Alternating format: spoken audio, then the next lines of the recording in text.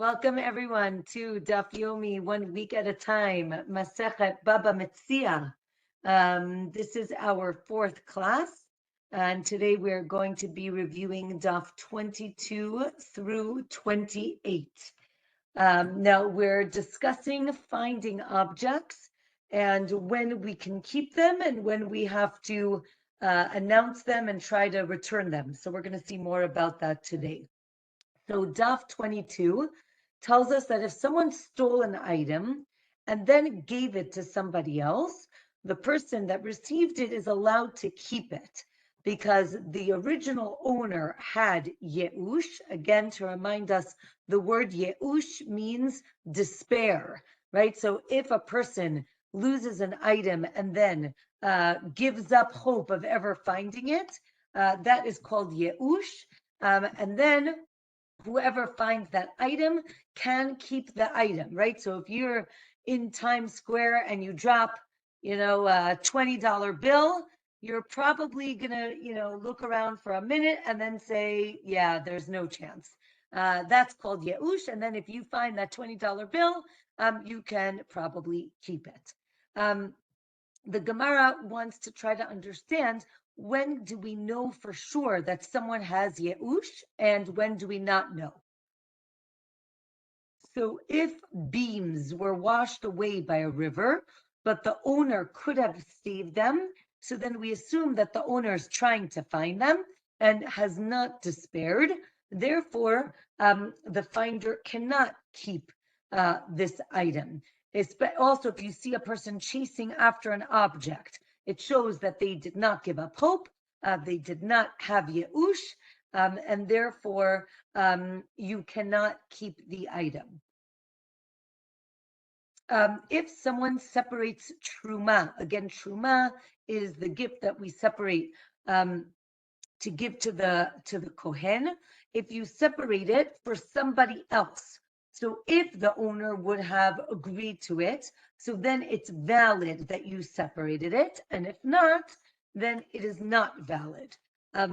Again, this is only if he sent him as an agent, and this has to be done with the knowledge of the owner.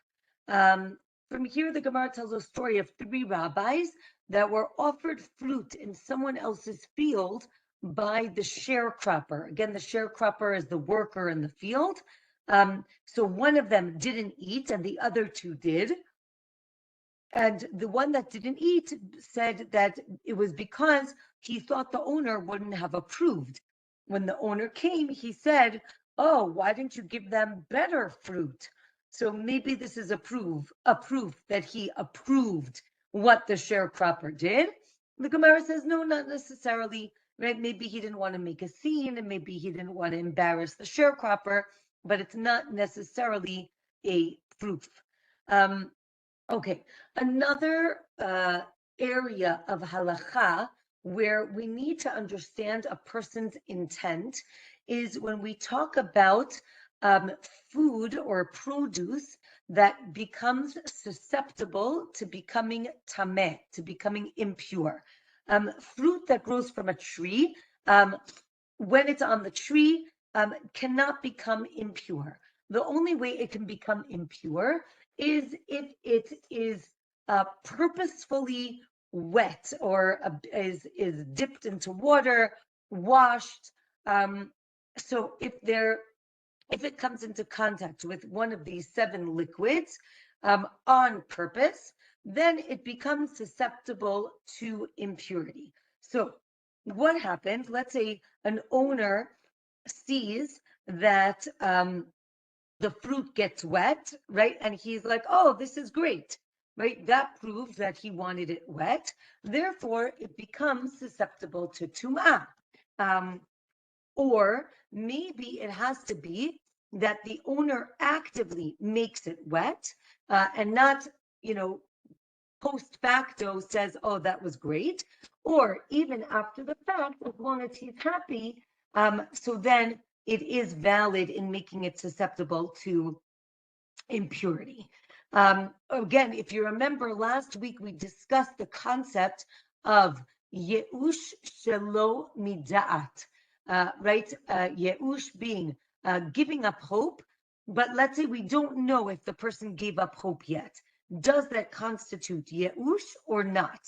And the Gemara tells us that the law is that it is not Yeush. We need to know for sure that the person gave up hope, and only then can you keep the item. Okay, so now let's say we see that there are dates that were dates, the fruit, were blown off a tree.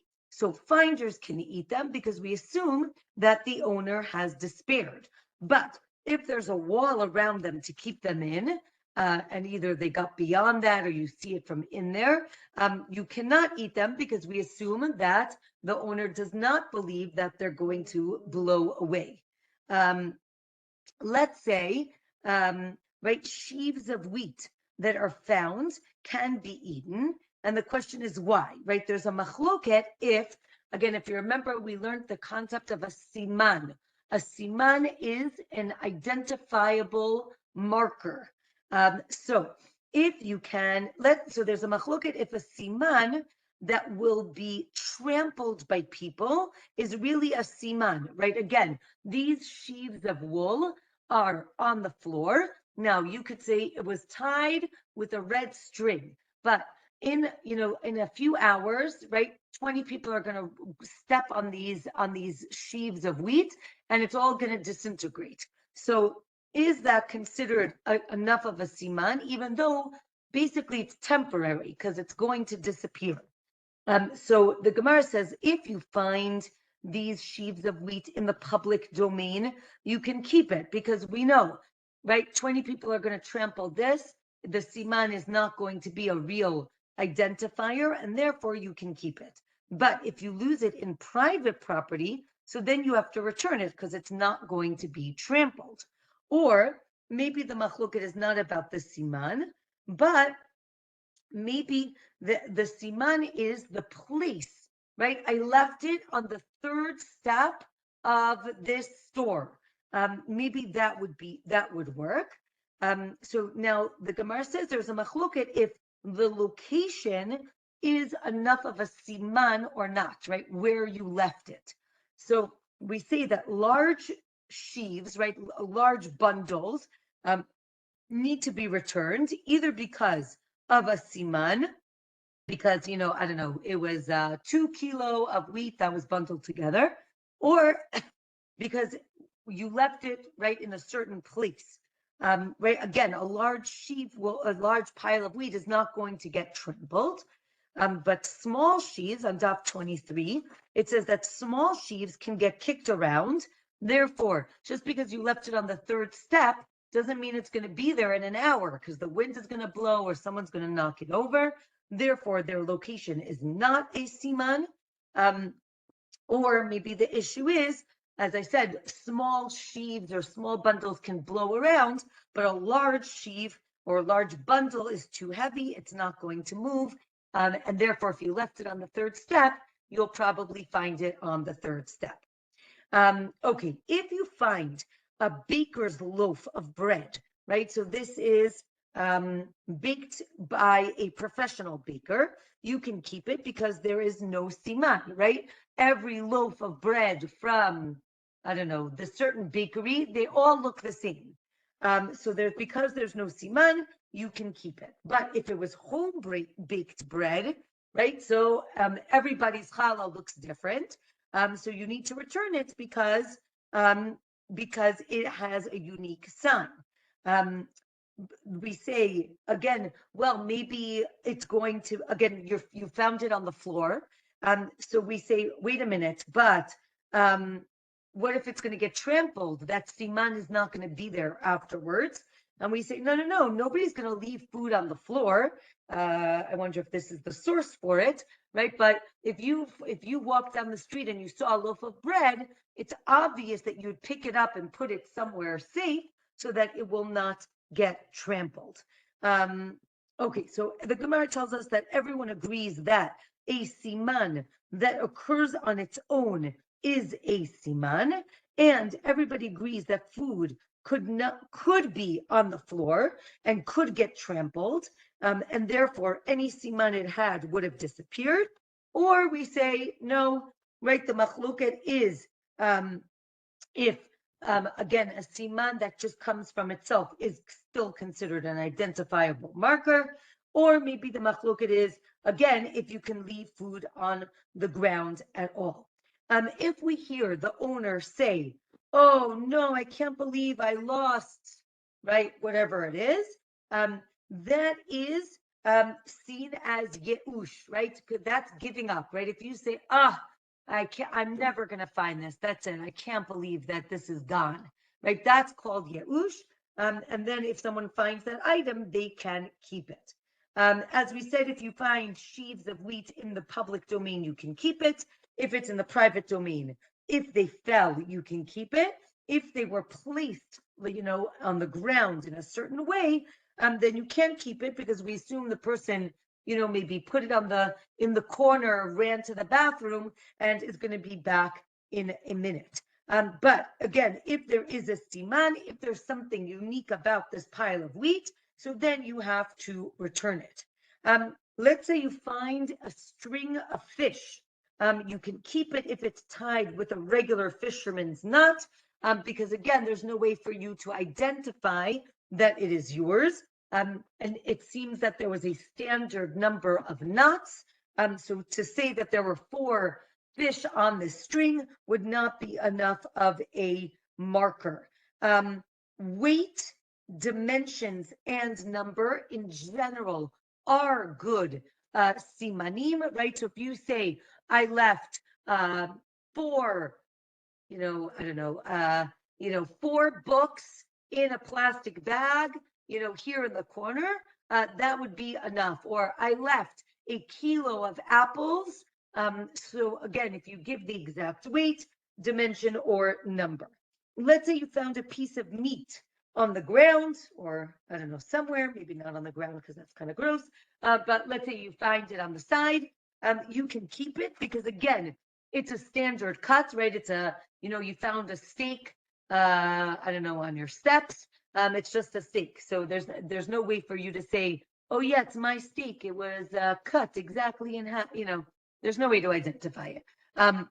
However, if the meat was uniquely cut, then you have to return it. If you find barrels of wine or oil, you can keep them. But again, because the idea is that barrels are very generic, but if you find jugs, that you have to return. Again, presumably jugs were more unique and not generic.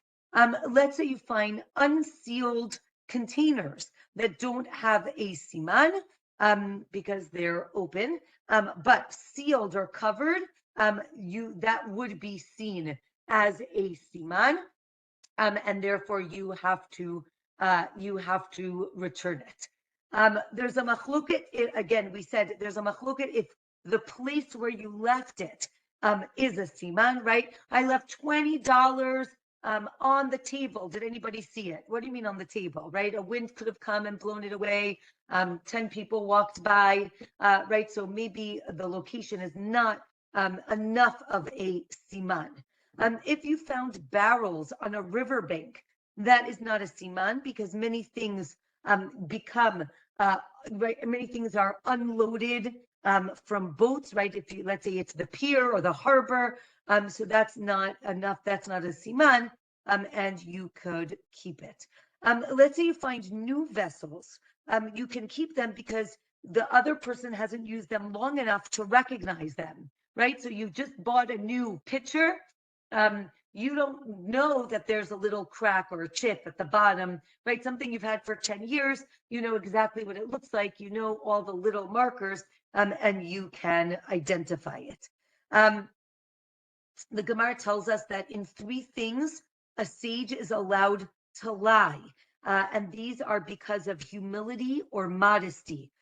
They can lie about, right? They can diminish or not speak as much about how much they have learned, about having relations, and about hospitality, meaning in general, a wise person, a Talmid, a Torah scholar should not be lying. that is not appropriate. But in certain things, it would be seen as okay. Now, Daf 24 tells us that if he only lies about these things, then we trust this person. And if we know that he's a Talmid Chacham and he always tells the truth, if you say, I found a coat and he says, oh, I lost a black coat yesterday, and he doesn't give really good simanim, but he sees it and he says, oh, that's mine. So then you believe him, right? Only just by recognizing the object, because we assume that he's telling the truth. And therefore you can return the object to him. If you find something new and something that does not have any identifying objects, markers to it, you can keep it. But if you found two things together or more, you need to return them again, because we said the number is enough, right? I left 3 apples on the table. That's enough for me to say, oh, I just found 3 apples. And you're like, oh, I just lost 3 apples, right? That number is a siman. If you get an item from, right, you save an item from a wild animal or from a river, right? Here it's like washed up on shore. You can keep it. Again, we assume that the person gave up. Or, right, if it's from a very public area, like I said, if you lose something in Times Square, you're not finding it. So then you can keep it. Again, we assume the owner had yeush, he has despaired. And now the Gemara says, well, maybe it depends who lives in the city, right? When the majority of the people are not Jewish, maybe that's when we can assume you gave up. Or no, maybe even if the majority of people are Jewish, you can still assume that they gave up hope. If you find scattered coins in a shul or in a Beit Midrash, in a study hall, you can keep it. Or maybe if it's bundled coins in the Beit Knesset, maybe it actually meant not Beit Knesset, a temple, a shul, but a house of worship or a house of assembly of the non-Jews. That's why you can keep it, because you can assume it was from a non-Jew that dropped it. Or if you find it in a public Jewish area, then you need to return it. If the item was buried, you need to return it, right? You assume that the person actually buried it, right? All these other things, we assume the person dropped it, lost it. But if I buried it, that means I placed it here, and therefore I need to find who the owner is. If you found a barrel of wine in a non-Jewish city, you can keep it because we assume that a person lost it and is not coming back, but you can't get benefit from it because it's probably yain nesech. If you remember, we learned this concept before. Yain nesech is wine that was used as a libation for idolatry. Yain, right, means wine. Nesech means libation. So the assumption is that if you found wine in a non-Jewish area, it could be that these non-Jews used it for their idol worship, and therefore you are not allowed to get benefit from it. But if a Jew comes and says, oh, no, it's mine, so then you can drink it because it's a Jewish wine, so we don't think that a non-Jew used it for idolatry. However, again, we said you can keep the non-Jewish wine, but then we said you can't get any benefit from it. So what does it help you to keep it? So the Gemara explains you can spill out the wine and use it, and you can use the container that it was in. We said that if the river swept something away, you can keep it. But if the river has obstacles or a dam in it that can catch things, so then we assume the owner did not despair, and then you must return the item. If you find a purse in the market, you can keep it. But if someone gives you simanim, right, again, ways to identify it, you have to return it. So what do you mean? So again, the Gemara says, wait a minute, you can keep it, but you have to return it. How does that work? So it means really you can keep it. But if you want to go above and beyond, so then you can return it. This concept is called in Hebrew lifnim mishurat hadin, right? Which means I'm going beyond what the letter of the law requires of me. Obviously, you can always do that, but you don't have to do it. If the owner, again, had Yeush, if he gave up, so then he gives up his rights to the item. And we said then the owner can keep, the finder can keep it. Let's say you lost your sheep and then you found it, but you found it slaughtered. You can't eat it because we don't know who slaughtered it and how. Or maybe you can. Again, maybe it depends where you found it. If you found it in someone's house, we assume that it's kosher. Again, in a place where everyone is Jewish. If you found it in the garbage, you assume that it is not kosher. Okay, next Mishnah. The following things. Okay, last week we learned a list of things that you could keep if you found. Now we're going to learn the things that need to be returned. How do you return them? You need to announce that you found them, and we'll learn more about that today. But what are the things that need to be returned? Let's say you found produce in a container. Again, a sack, a basket, anything like that. Or let's say you just found a basket or a sack. Let's say you found money in a purse, right? I found a hot pink wallet with the name Tamara written across it. That's pretty unique. So then I need to put out an ad and tell people, oh, I found a wallet, and we'll talk more about it, right? If you just found the wallet, let's say if you found a pile of produce or a pile of money, or right, 3 coins, one on top of the other, or you found personal, like private baked bread or jugs of wine, all of these things need to be returned. Again, because they are unique, we assume that the owner can come and claim their item.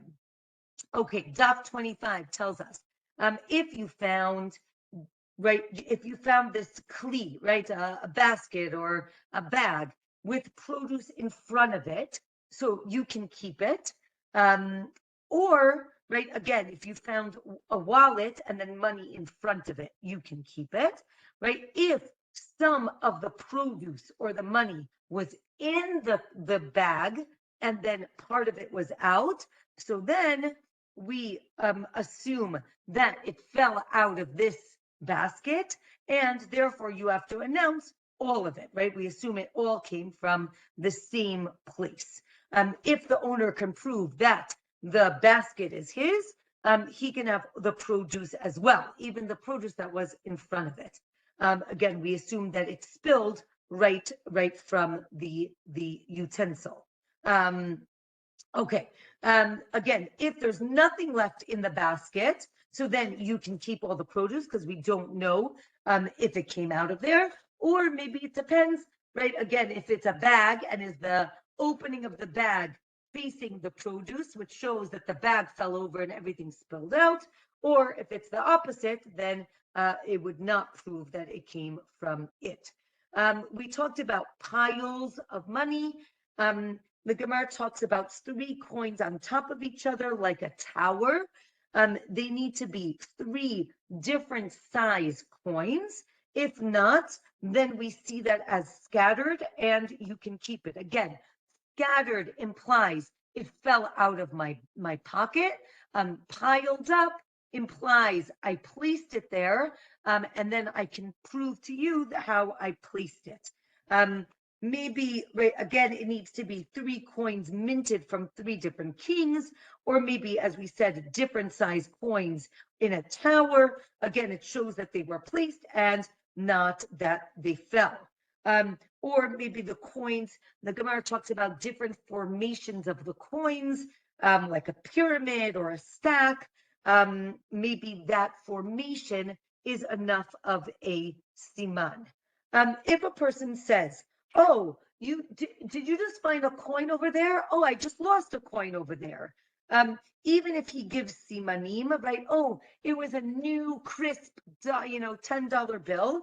You do not have to return it because again, he could have seen you pick it up. It's not necessarily clear that it was his. Okay. Next Mishnah. Let's say you found things behind different types of fences. Let's say you found birds tied up. So you're not allowed to touch it. You have to leave it alone, right? We assume that somebody came and put it here, right? Hid it behind the fence, went to go, went to eat at the diner and is then going to come back and pick up their birds. Let's say you found a utensil in the garbage. If it was covered up, so you leave it, you don't touch it. Again, covered up means someone put it there on purpose. If it was exposed, you can keep it. Okay, so now the Gemara is going to explain. Again, if these things are behind a fence, we assume that they were hidden by a person. Therefore, you leave it for the owner to come back and get it. Again, it's tied up in a standard way. Therefore, there is no siman. Again, maybe these birds are alive and they're jumping up and down. So maybe that's not exactly where they were left. But again, if you're not sure, so you should not touch it. You leave it alone. We said if you find a utensil hidden in the garbage, the Mishnah said you should leave it. Here the Gemara says, wait a minute, you should take it and try to return it because maybe the person was clearing away their table and accidentally threw these things away. When I read this, I laughed because literally that's how I lost, many dessert spoons, right? The kids clear the table or you fold up the tablecloth, and how many of us have thrown out silverware? So the Gemara says, try to, again, maybe they were thrown away by accident. Maybe again, it depends. If it's something large, someone put it on purpose. If it's something small, like those dessert spoons, maybe they fell by accident and you should return them.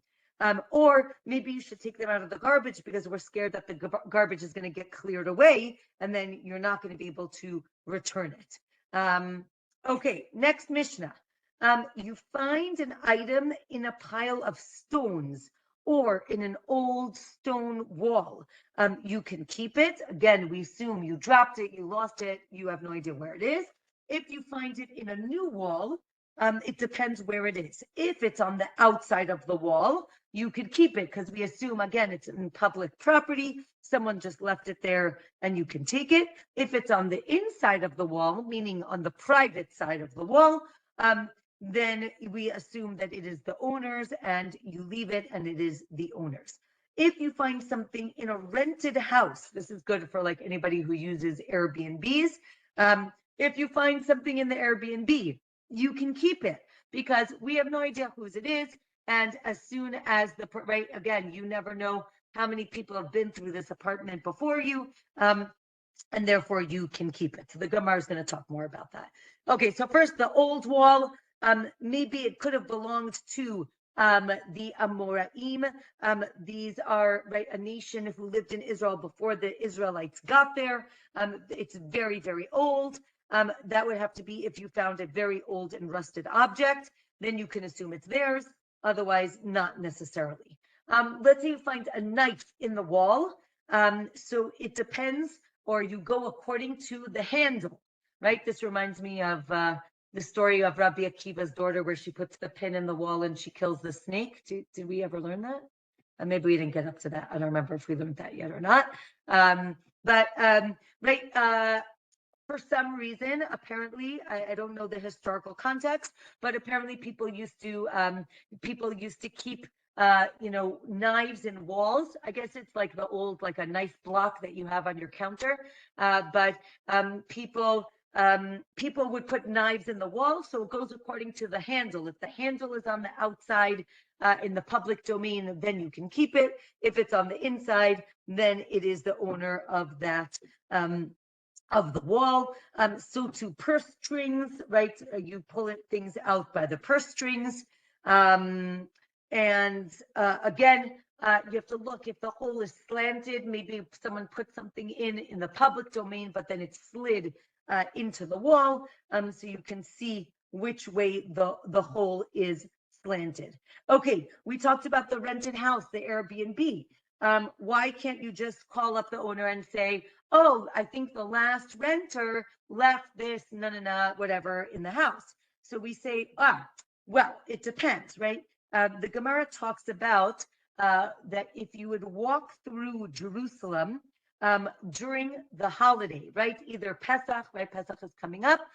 If you'd walk through Jerusalem in one of the three major holidays, Pesach, Shavuot, or Sukkot, and you find money on the floor, you assume that it is Maaser Sheni. If you remember, Maaser Sheni is a tithe that people would separate, and that money is put aside for when you go up to Jerusalem. When you get to Jerusalem, you buy yourself a good shawarma and a nice coffee, and you eat in Jerusalem. We assume that people kept all of this money all year long till they would get to the holiday, where we know that there's a special mitzvah to go to Jerusalem on the holiday.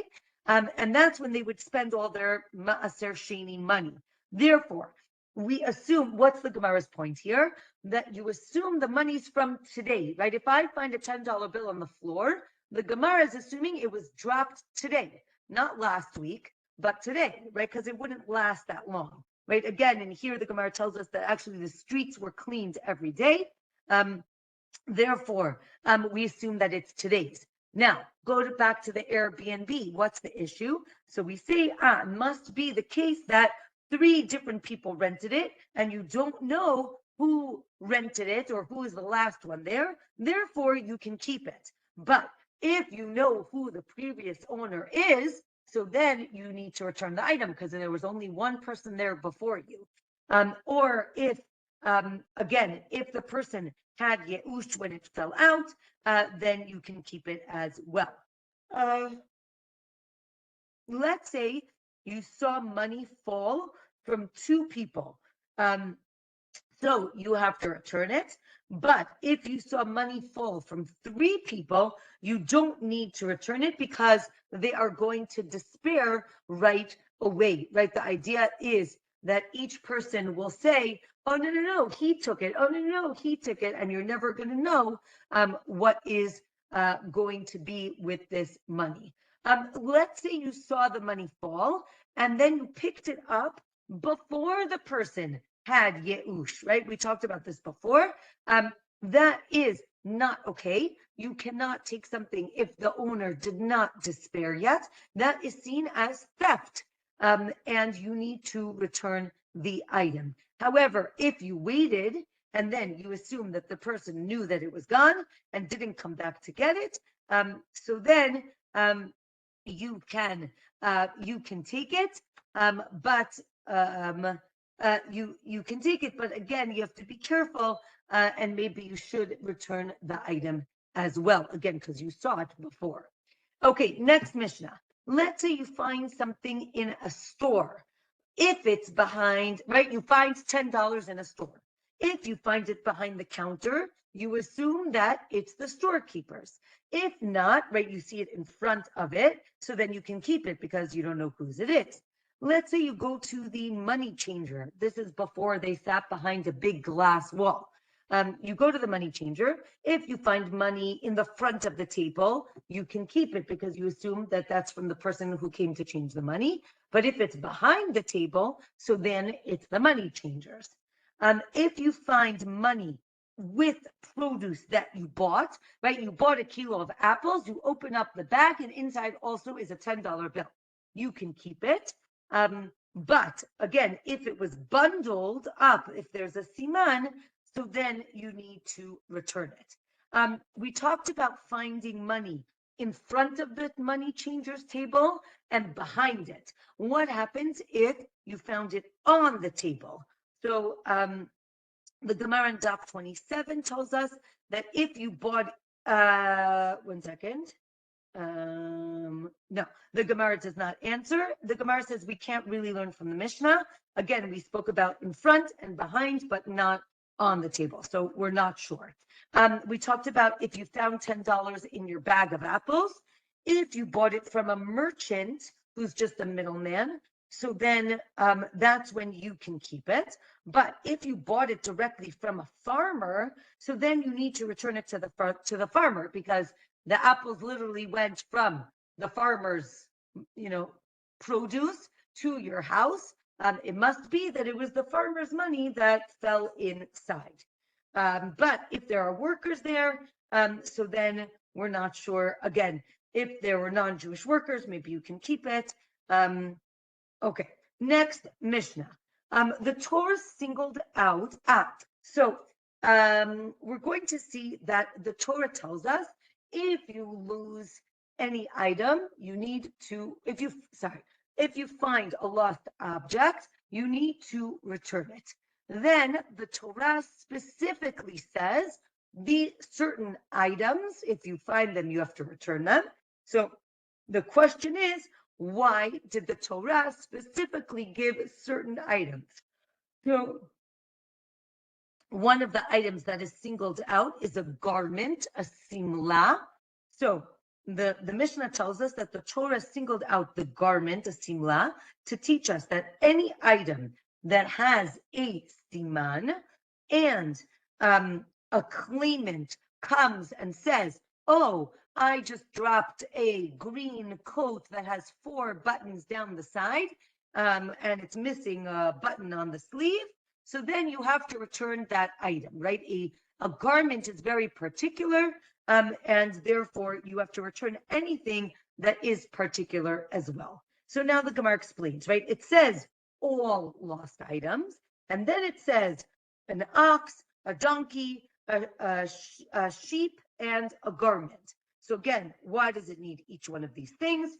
Again, we said the garment is to teach about simanim, right? Something that's unique. The donkey is there to teach that the bridle of the donkey is enough of a siman, so that is okay. An ox is there to teach that either you have to return oxtail shearings, or a finder needs to improve the item. So that's the ox. And the sheep comes to teach that even the shearings you need to return. But you don't have to return the dung. Dung is hefker, ownerless. You don't have to return that. Maybe the sheep teaches about simanim. The Gemara says, no, we said garment is what teaches about simanim. We said here the Gemara teaches that the item has to be worth at least a pruta. Remember, again, pruta is the lowest denomination of coins. The item has to be worth at least a pruta. If the item is not worth a pruta, you do not have to return the item. Okay. If something was lost and it was worth a pruta, but now when you find it, it's worth less than a pruta, so then you can keep it. But if it's the opposite, it was lost less than a pruta, and now it's worth a pruta, you can also keep it, because when you lost it, you didn't have to, it was worth less than a pruta. There's a machloket if it was worth a pruta when you lost it, then decreased in value, and then increased in value when you found it. Not sure if you have to return it or not. Okay, big machloket on daf 27 are simanim from the Torah, deoraita, or de rabbanan, just rabbinic. What is the practical application or implication if it's rabbinic or biblical? The question is the get, right? If you find a get, can I return it based on a siman? Again, if it's rabbinic, if a siman is rabbinic, so then you cannot return a get, because again, here we're talking about dissolving a marriage, right? I'm not talking about returning $10. I'm talking about if I return a get to the wife, I'm in essence creating this divorce. If the simanim are biblical, so then I can return it, because that's enough of a siman, and that could, that works even for a divorce. If not, so then you would not be able to return it. So our Mishnah implies that simanim are from the Torah, but we don't really have a proof because maybe it's only rabbinic, and you also need witnesses. It's not enough, right? It's not enough to say, I lost a purple sequence purse. I also have to bring maybe a witness that says, oh yeah, Tamara owned a purple sequence purse, right? Meaning there maybe simanim are not enough on their own, and I also need to bring witnesses, or not. Maybe simanim are enough. So the Gemara tries to prove based on how they identify a body in order to allow a woman to remarry. And again, they say, can you use simanim or not? Again, maybe this is based on our machloket, and the Gemara says no. Maybe it's a different conversation at all. Maybe it's talking about whether simanim can change. After death, things look very different. So maybe that is the machloket. Again, we say, can you return an item based on simanim, even if it's rabbinic, because the finder wants his item also to be returned. So maybe that's not enough of a proof that it is rabbinic. Okay, 28, the last daf for today. The Rava says we must assume that simanim are deoraita, are biblical, and they are strong enough so that you can return an item. So now we're going to challenge how strong are simanim. Let's say two people bring simanim, right? Each one says, I lost a pink sequence purse. You don't give it to either of them because I don't know whose it is. Let's say one person gives simanim and the other person has witnesses. You give it to the person with witnesses, right? Simanim are strong, but witnesses are stronger. Let's say one person has a siman, the other person has a siman plus one witness. Now we know one witness is not enough. In Jewish law, you need two. So we throw out the one witness, and then it's one against the other, and then we leave it, we do not return it. Let's say one says he made the garment, and another person has witnesses that say that it fell from him. You give it to that one, because again, you could have made the garment and sold it to the other guy, right? Some simanim are stronger than others, right? The weight of an item is a good siman, or the length of the item. All of these things prove that they are yours. If the husband and the wife give simanim about the get, you give it to the wife, right? If the wife knows exactly what it looks like, it means she held it in her hands. It means that she is divorced. Only if her siman is clear that she already had it. Again, it can't be, it was written on parchment. That's obvious, right? But if she says it had a hole in the right corner, then you can return it to her. Okay, Mishnah. You must announce an item that you found till the neighbors know about it, and we'll discuss what that means. Or you need to announce it for 3 holidays in a row. Again, the Shalosh Regalim, Pesach, Shavuot, Sukkot, and then 7 days after that, so that the person can go home and check if they lost something, and then come back. Okay, so the Gemara explains that, what does it mean till all the neighbors know about it? You need to make sure that everybody in the neighborhood where you found the item knows that you found the item, right? So nowadays it's easy because everyone has a WhatsApp group. So if your neighborhood has a WhatsApp group, you say, I found a bike in front of my house. You need to make sure everybody in your neighborhood knows that you found a bike. And again, and that would be enough. Okay, so we said that you have, we said you have 3 regalim that you have to, 3 holidays you need to announce it, and then 7 days. Those 7 days is enough for the person to go home and come back. So the assumption is that they could get home in 3 days and come back in 3 days. So now the Gemara says, wait a minute. I don't understand. We learned in Masachet Ta'anit, when do we start asking for rain? We know that we start asking for rain after Sukkot. So we can either start on the 3rd of Cheshvan or on Zayin, on the 7th of Cheshvan. And this is to give people 2 weeks to get home. So we say, wait a minute, how come we say to give people 2 weeks to get home and our Mishnah just gave them 3 days to get home? So maybe we're talking about two different time periods. Maybe we're talking about during the first temple period, so many people lived in Israel, so you needed more time to get home because they lived in all the corners of Israel. In the second temple, not as many people lived in Israel. Therefore, you only needed 3 days to get home. Or wait a minute, no, even if there were fewer people, who lived in Israel, they still lived in all of those cities, so it would take the same amount of time. Rather, maybe it's the opposite. During the first temple, when there's so many people, right, there are a lot of caravans, I was going to say buses, right? There are a lot of buses and trains going to where you need to go because it's rush hour. Everybody needs to get back. Therefore, you could get back home in 3 days. But during the second temple, there weren't a lot of caravans, and therefore it could take 2 weeks. Or no, it always takes 3 days to get home, but the sages didn't want to burden people to have to announce it for more than an extra week, and therefore they said, you can do it for a week, and then that's it. Okay.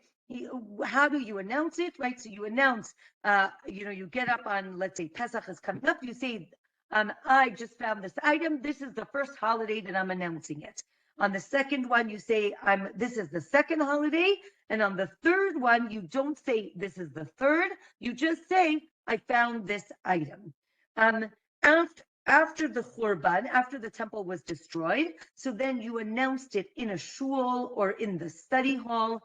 And when they would announce it, there were these conniving people who used to tell the king, again, the non-Jewish king, and then the king would come and confiscate the items. Therefore, they would just tell their neighbors quietly, again, right, on the WhatsApp group of just the neighborhood people, the people that you like, right? So that's how they would announce it. How did they announce it in Jerusalem? There was something called the claimant stone, the Even HaToen. What is amazing is that they actually think that they found this stone. I think Shuli Mishkin wrote an article about this, if I'm not mistaken. Let me see if I can find it for you. Anyway, I think my friend wrote about it. You can look up the claimant stone. They found it in the excavations of Ir David, the city of David. They found the stone platform, and originally they didn't know what it was for. Maybe it was a pedestal. They didn't know what it was. And then they read the Gemara, and they said this was what it must be. Right, there was basically a stone in the middle of a major thoroughfare of all the Jews going up to the temple. And if you found something or lost something, you would stand on this stone and you would announce it. And if you remember, in Masachet Ta'anit, we learned the story of Choni Hamagel, right? Choni, the one who drew a circle and he said, I'm not leaving the circle till Hashem, till you make it rain. Part of the story is that it rains so much, everything gets flooded. And Choni says, oh yeah, go see if the claimant stone is wet, right? Because that was the way to measure, right? That was pretty high up. And go see if it was flooded up until there. So it was in that story. Okay, two more Mishnahs. A person up. So the question is, when you announce it, what do you say? So maybe a person says, I found a coat, right? But you do not give any simanim. Sorry, 1 second. First, let's say the claimant, someone comes and says, oh, that's my coat, but they didn't give any simanim. You don't give it to them, right? That saying a black coat is not a siman.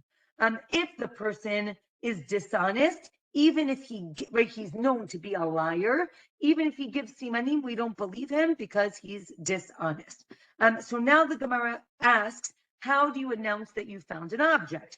Do you say, I found a blue coat? Or do you just say, I found a coat? Again, if you don't give any details, you are preventing tricksters. Again, you need to give identifying markers, not just that it is a black coat. Okay, last Mishnah for today. If you find, I see Zohar asked about an animal. I wasn't ignoring you, but it was coming. Let's say you found an animal. Now, animals, as we all know, need to be cared for. So when I'm looking for the owner, I have to care for this animal in the meantime. So the Mishnah tells us, if you find a cow or a donkey, that these animals can work and provide you with, I guess we would call it money, so that you can go and buy them food. So they're basically self-sustaining. So then you can keep the animal. If the animal cannot work and provide enough money, you sell the animal and you keep the money for the owner. And not only that, but the finder can use the money till the owner comes, and then you have to reimburse them, right? So again, the example is given is a rooster. A rooster doesn't lay eggs, it doesn't work, it just makes lots of noise. So you can sell the rooster, you get, I don't know how much a rooster costs, $20. You can use that $20, buy yourself a good meal, but when the owner comes, you need to give him $20. Okay. Or another option, another opinion is that you cannot use it, right? You sell it, you take the $20, you leave it on the side, and that $20 is for the owner.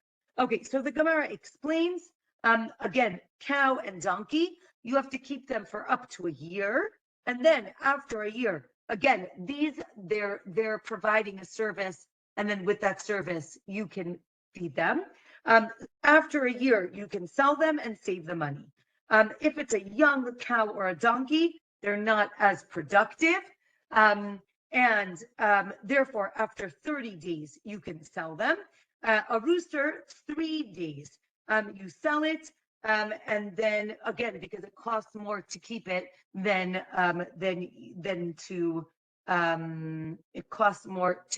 to sell it. So you sell it after 3 days. If there is pasture near your house, that means you don't need to spend any money to keep these animals alive, so then you can keep them longer. But if not, then you can sell them, right? Again, you need to maintain these animals up to a certain point. And then when you get to that point, you sell the animal and you keep the money for the owner. With that, we are going to say Shabbat Shalom. A reminder that we are changing, in Israel, we're changing the clocks tomorrow, which means next week we'll be back to our regular time difference. So Eastern time will be 7 hours. Eliza, you're 9 hours difference? 8? I don't even know. I have no idea. So all I do is punch in what time is it in Jerusalem, and that's how I do it. Okay, so we're going to go back to our regular timing next week. So Be'ezrat Hashem, we'll be back to that. I'm going to stop the recording, and if anybody has a question, I'm happy to answer it. Shabbat Shalom, everyone. Shabbat Shalom.